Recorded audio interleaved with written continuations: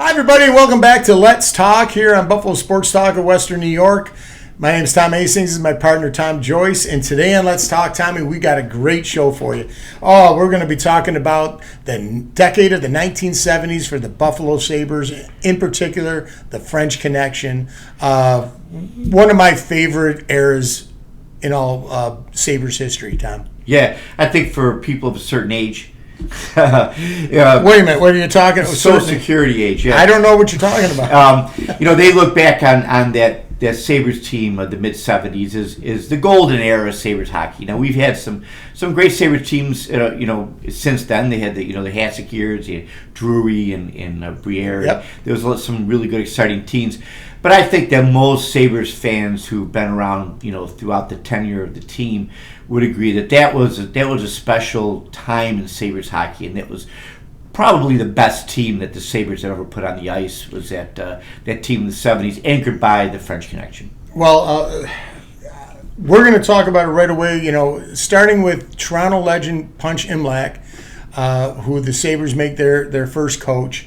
Now, you did a great show on the Buffalo Bison Hockey Club that the Buffalo fans were able to watch from, 1940 to 1970. But come 1970, the expansion in the NHL, Buffalo gets an NHL team, the Sabres, and they get the first draft pick in that draft that season, and Punch Imlach takes Gilbert Perreault. And when you talk about great players of all time, you can talk about the sport now, how obviously it's more athletic, there's more speed, but if there was a guy from the older generation that I feel could have fit in and played in today's NHL, it was Gilbert Perreault. Yeah. He was just much like OJ as a running back. Gilles Perreault was poetry on ice. The way he would skate up and down the ice, he was just an incredible thing to watch. And in 1970, he was not only Rookie of the Year, but he set a record for the most goals by any rookie in the NHL that season. Now the 1971 season comes along, and we get Rick Martin, who just goes out and beats Gilles Perreault's record for most goals by a rookie in a season.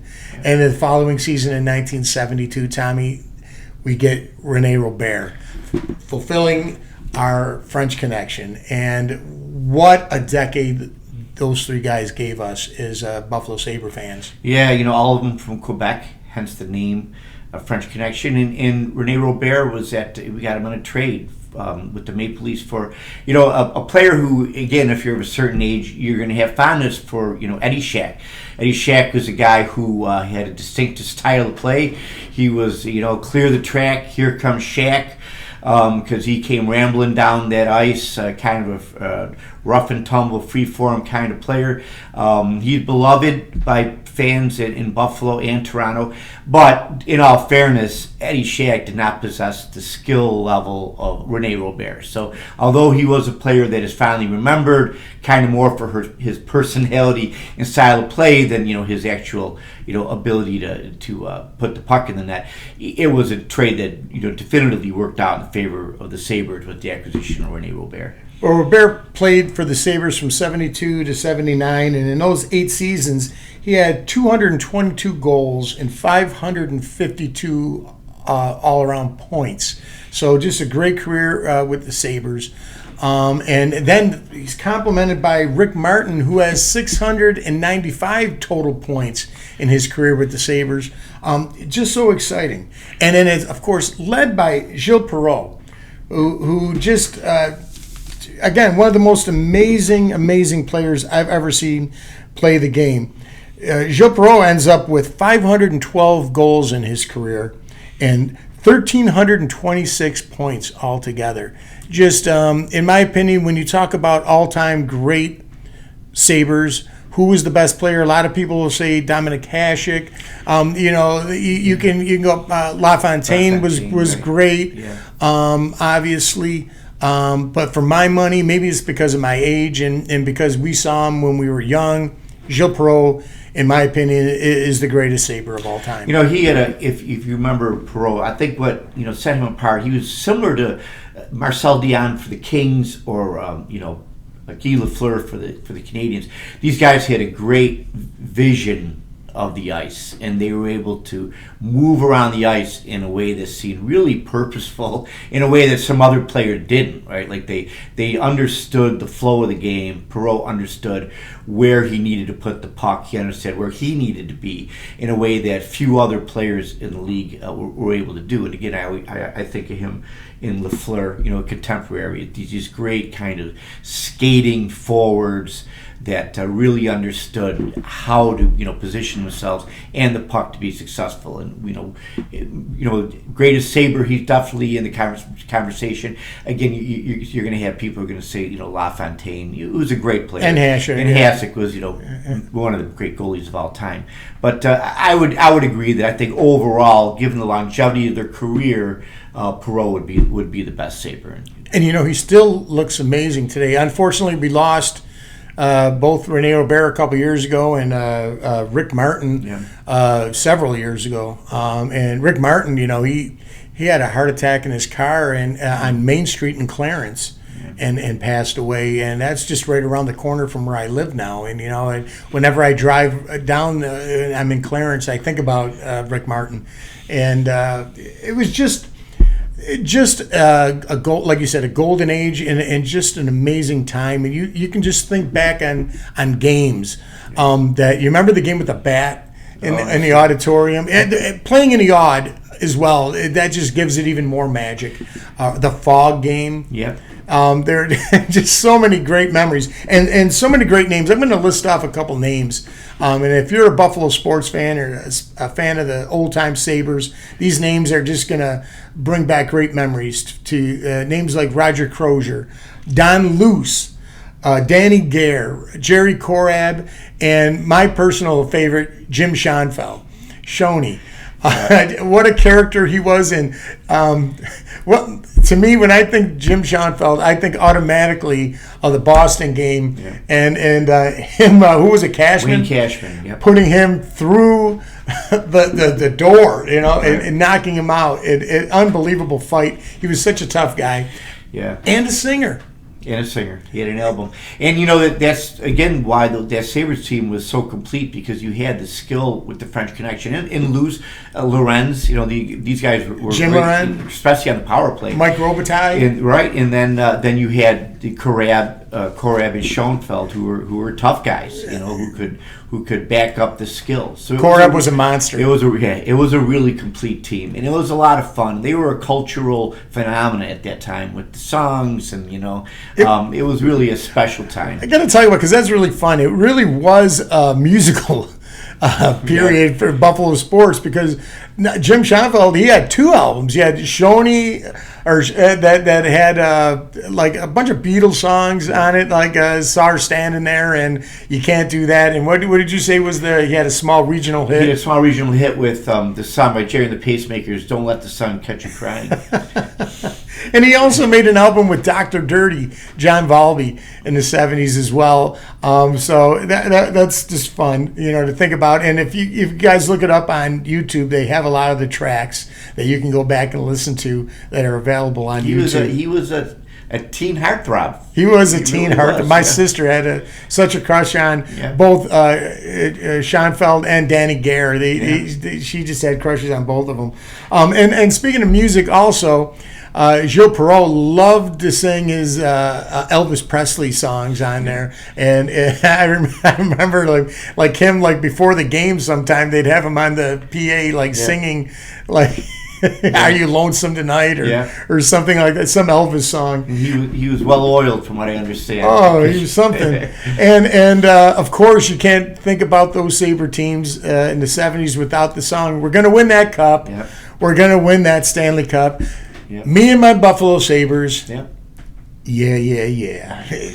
We're great. I don't think Dylan could have put it any more profound than that. It was a great song. It was everywhere during the 74-75 magical run to the finals. Yeah. Well, that was just something about that time period in sports. Yeah. It just seemed so much like so much fun. It was a lot of fun. There's so much fun going on. And when we talk of the French Connection, Perot comes in 1970, Rick Martin comes in 71, Rene Robert in 72, and by 1973 the Sabres make the playoffs for the first time. And that was that game with Cashman going into the boards with Schoenfeld. They lose in 6, right? And correct me if I'm wrong, I believe the Bruins ended up going on to win the Stanley Cup that year. Am I right or wrong? I believe that they or was it lost Montreal? to the Canadians in Montreal the finals won. that year. Right. Well, did we mention we're in our 60s now? So, Yeah. so the memory's there. Sometimes we're trying to do this through memory, and with our dementia setting in, it's hard, but we're doing our best, folks. And by 1975, they make the finals against the Flyers, and they play the Broad Street Bullies. And was there ever a more terrifying team than the Flyers? Yeah, Dave the Hammer Schultz was just a force out there. Bobby Clark with his no teeth. In Bobby Clark, who was, he was a skilled player. He was more like a Marchand at his time, a guy who could really get under your skin, but tough and skilled. And that was a good team. And let's face it, the rules at that time favored that kind of hockey. Yeah. The refs kept the whistles in the pocket. Players weren't suspended for instigating fights, and there was a perfect time for the Flyers to build a team like that. And they had a great goaltender too. And I think when it comes to that finals series against the Sabres, I think that the Sabres matched up well with them across the board. Roger Crozier was a good goalie. I'm not got to cast aspersions, but Bernie Parent was one of those guys who, we used to call him a money goalie, like Billy Smith and the Islanders. These are guys who, when it counted, when the games really, mattered, they were able to step up their game. And I think Bernie Parent ended up being the difference in that series. He was that good that although we had the French Connection, we had a lot of good goal scorers, Parent was exemplary playoff goaltender, and it showed in that series. Well, it's funny looking at these highlights as we talk about it, watching the goaltenders in that era, and their style with almost that stand-up style and those the smaller pads. And they're smaller players. And the face mask that they wore, the Jason face mask, and you forget how different the game was back in the 1970s. And how different it is today with the goalies now are almost they take over the whole net. Right. Yeah. So these guys were all characters. They were brilliant players, and Punch Imlach just did a great job of putting this team together. I know Toronto, they were making fun of old Buffalo that this is just going to be easy wins for us, and that was the beginning of the big rivalry between the Sabres and the Toronto. Because Toronto didn't take the Sabres seriously, and they should have, because they had Punch Imlach all those years. Yep. And Punch Imlach also brought in Tim Horton at the end of his career. I believe he was in his 40s. Yeah. When he played for Buffalo, and Punch just wanted to have that veteran presence. And another tragic loss, and people nowadays, you hear the name Tim Horton, they think of the donut shop and that, but he was a great hockey player for years, and the Sabres were able to have him on the team for a short time in the 1970s during that great era with the French Connection, Tom. Yeah. So I just feel, we talk about the Sabres today, and I think they got a great team going this season. But there was just something magical about just saying the French Connection. Yeah. I don't know if we'll ever see anything like that again. And luckily today, younger fans can enjoy the statue in Alumni Arena outside the arena of the three of them, and that's a great tribute. Now, again, they never won a Stanley Cup, but aside from that, they were a dynamic line. They were one of the best lines of the 1970s in the NHL. And not only were they good, they were exciting to watch. I think that's what sets them apart. They were just a line that once they got going down the ice, people would rise up out of their seats to see how it would end up. And that Stanley Cup year, the three of them combined for 131 goals. That shows you, that's across the board, really consistent scoring that they were able to do. And we haven't seen the like of that in Buffalo since. Some good players, some good teams, but we haven't had a line that dominant in since that time. There are very few teams that have ever had a line like that. Right. That with and again with the supporting cast. Yeah. It just made it. I remember watching Don Luce. He touched the puck and you just hear the arena loose. Yeah. And it brought me back to the great chance that we had, that great time in the 1970s with the Sabres, with the Braves, where the Braves had two from McAdoo, and we had the French Connection, and of course we had the Bills with OJ and that. It was a great time to be a young sports fan. Yeah. And Tom, I haven't even brought this up to you yet, but when I was driving over here today, I thought of an idea for a show for next week that hopefully you can help me out on this one. We're going to have to do some research on it, but I thought it would be a great idea to do a show about sports in general of the 1970s. Sure. And the decade of the 1970s, where I think this will make a great show. There were so many different sports that were popular in the 70s that people nowadays wouldn't even think twice about watching. Bowling was tennis and bowling were huge in the 70s. Yeah. I knew bowlers' names. Earl Anthony, Mark Roth. These were household names of the 70s. Yeah. Yes, as you said, tennis was with Billie Jean King and Jimmy Connors and Chris Everett and that huge sport. I thought it would be a good idea and a fun show idea to talk about what sports were like in the 1970s, all around, and not even just the niche sports that became so popular, but the way they played the Super Bowl and the World Series, and what a different world it was. That was the beginning of sports blossoming into what we see today. And unfortunately, we talked about this before, not to get into too much, but there's a lot of negative things in professional sports these days. There really is. The gambling, is really that's in my view taking a lot out of the. It has. Once you put gambling, and you see it in every game now, they're advertising the gambling. Once you bring gambling into the sport, you're running into a thing where it could be you're running into almost like WWE territory now, where things can be fixed.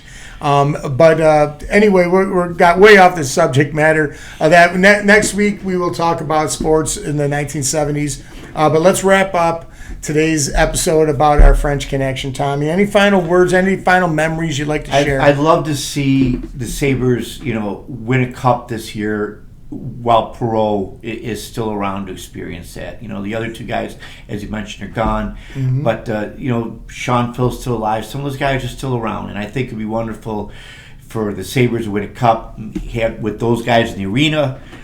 It would be an amazing point in a moment in Buffalo sports history, and I think that not only for the fans who've been suffering for a long time here in Western New York, longing for a cup, but for some of those players from that great 70s team to be able to get on the ice and enjoy that with this current crop would really be something special. Can you imagine the emotion?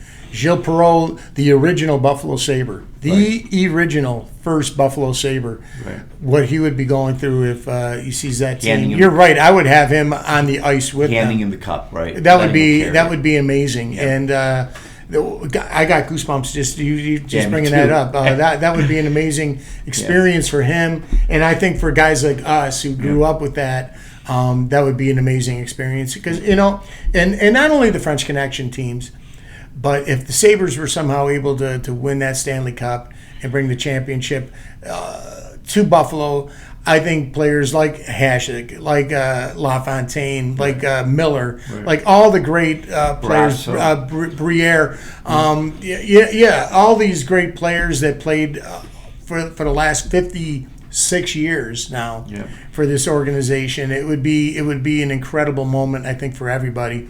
Yeah. And again, we wouldn't it be something, Tom? The way the Bills have been playing the last since Josh Allen, really this past decade, everyone assumed that they were going to be the team that would win the first championship. Wouldn't it be something if the Sabres, after all this drought, would win the championship? Now, we don't want to get too far ahead of ourselves, and we don't want to jinx anything, but in the back of my mind, I'm just thinking, what a wonderful...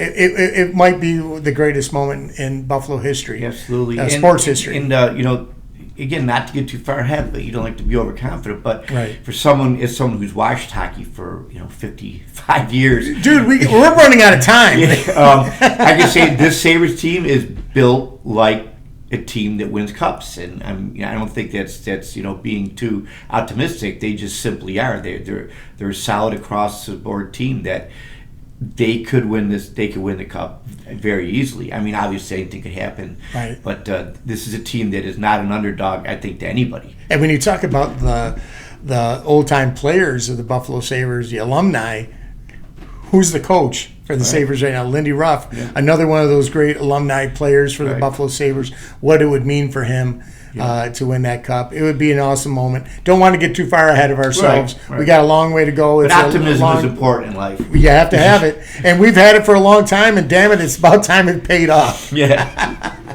But that's going to do it for our show about the French Connection, guys.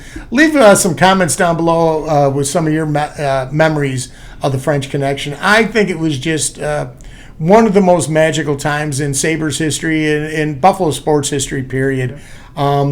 Those names, just reading them off, Jerry Korab, Roger Crozier, they just roll off Don Luce, Danny Gare, Mike Robitaille. Gosh, just great memories. And of course, it wouldn't mean anything without Gilles Perreault, Rick Martin, and Rene Robert.